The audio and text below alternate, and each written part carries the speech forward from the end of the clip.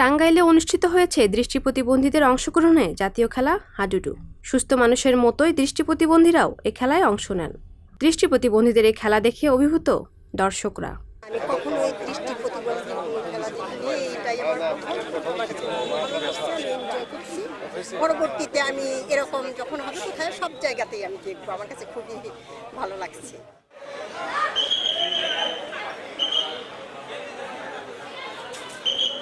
সাধারণত সুস্থ মানুষরাই এ খেলায় অংশ নিয়ে থাকেন, কিন্তু যারা চোখে দেখতে পান না তাদের এই খেলায় অংশ নেওয়া অকল্পনীয়। টাঙ্গাইলের গ্রামীণ প্রতিবন্ধী উন্নয়ন কেন্দ্র দৃষ্টি প্রতিবন্ধীদের অংশগ্রহণে এই খেলার আয়োজন করে।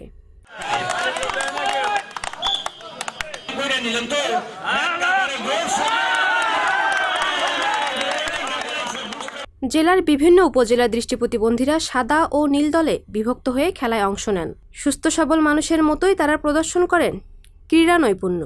অংশগ্রহণকারীরা জানান তারা দেশের বিভিন্ন জায়গায় খেলতে যান। এই খেলায় অংশ নিতে পেরে খুশি তারা।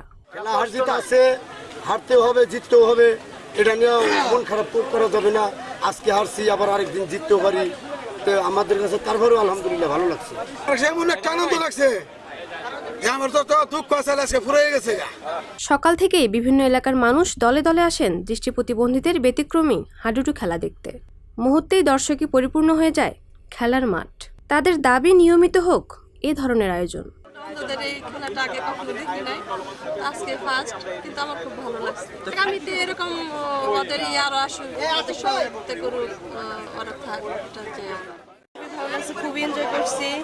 মানে এরকম ব্যতিক্রমী ধর্মী খেলা এবার লাইফে ফার্স্ট দেখলাম। তো আমরা চাই কর্তৃপক্ষের কাছে যে এরকম খেলার আয়োজন প্রতি বছর করা হোক।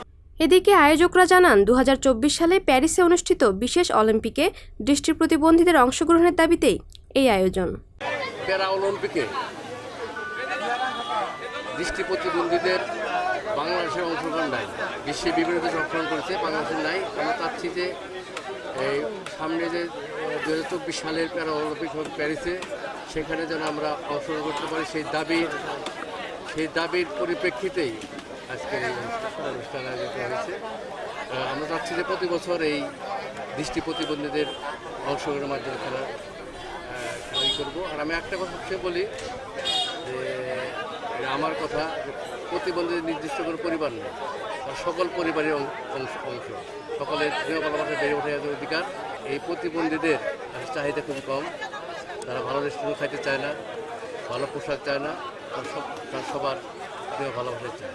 আমাদের দাবি যে প্যারা অলিম্পিকে যাতে আমাদের বাংলাদেশ দৃষ্টি প্রতিবন্ধীদের নিয়ে আমরা অংশগ্রহণ করতে পারি, এবং সেই অংশগ্রহণে টাঙ্গাইল শুরু হবে আশা করি ইনশাআল্লাহ। সংবাদ, ফিচার ও অনুষ্ঠানের জন্য ভিজিট করুন সংবাদ প্রকাশের ওয়েবসাইট এবং যুক্ত থাকুন ফেসবুক পেজ ও ইউটিউব চ্যানেলের সঙ্গে।